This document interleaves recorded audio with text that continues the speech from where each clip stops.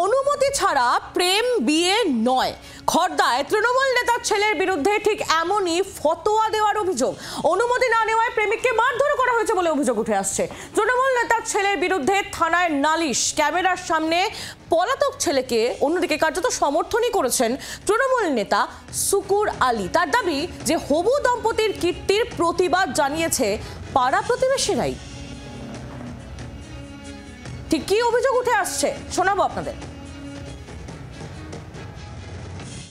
আমরা চাই একটা আমাদের ভালো সংসার হোক, এটাই আমরা একসাথে থাকতে চাই। আমি অনুরোধ আমার মাননীয় বিধায়ককে যে আপনি ব্যাপারটা দেখুন, যেভাবে হুমকি দিচ্ছে, লাগাতার হুমকি দিয়ে যাচ্ছে, আমার বাড়ির সামনে থেকে গাড়ি দিয়ে যাচ্ছে।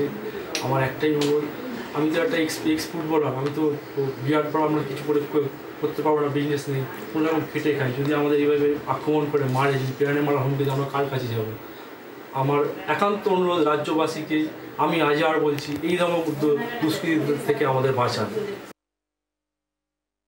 ঘটনাটা ওরা আমাদের অনেক দিন থেকে টার্গেট করেছিল অপমান করার জন্য, করার জন্য ওরা অনেক দিন থেকে টার্গেট করেছিল।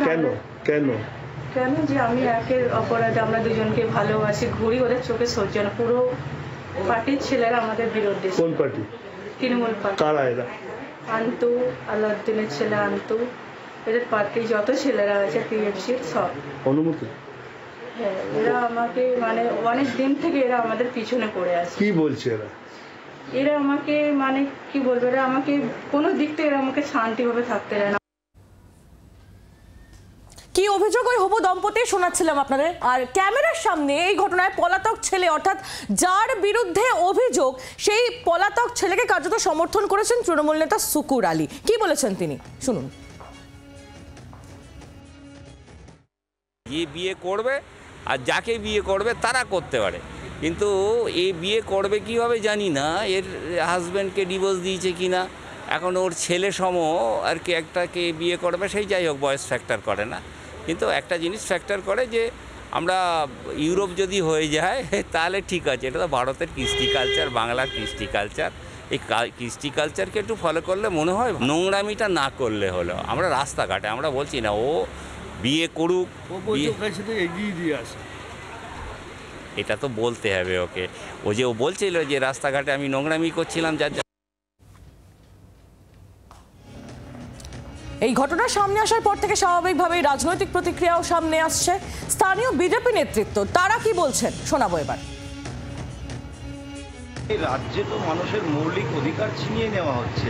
কে কি খাবে, কে কি করবে, কে কোথায় যাবে, সেটাও রাজ্য সরকার ঠিক করে দেওয়ার মতন পরিস্থিতি হয়ে গেছে। তো সেই জায়গায় তাদের নেতারা এভাবে আচরণ করবে, সেটাই তো আশা করা যায়। তাদের থেকে আর বেশি কিছু তো আশা করা যায় না। আজকে বাড়ি কিনলে পয়সা দিতে হয়, কালকে বিয়ে করলেও পয়সা দিতে হবে। আর এই ঘটনায় তৃণমূল কংগ্রেস নেতা কুণাল ঘোষ এবং বিজেপির রাজ্য সভাপতি সুকান্ত মজুমদার তারা কি বলছেন শুনুন।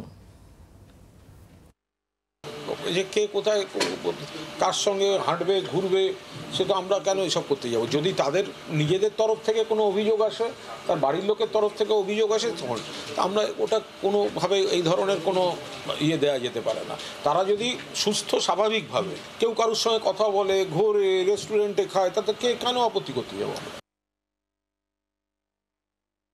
না না, এরপরে তো আরও আসবে। আপনি কি খাবেন, কি রঙের শার্ট পরবেন, সবুজ রঙের আবির মাখবেন কিনা, আপনার সানগ্লাসের রং কি হবে, সব তৃণমূল কংগ্রেসেই ঠিক করে দেবে। তৃণমূল কংগ্রেসের নেতারা ঠিক করে দেবে, আরও অনেক কিছু ঠিক করে দেবে। সব মিডিয়ার সামনে বলা সম্ভব না, তৃণমূল নেতারাই সব ঠিক করে দেবে।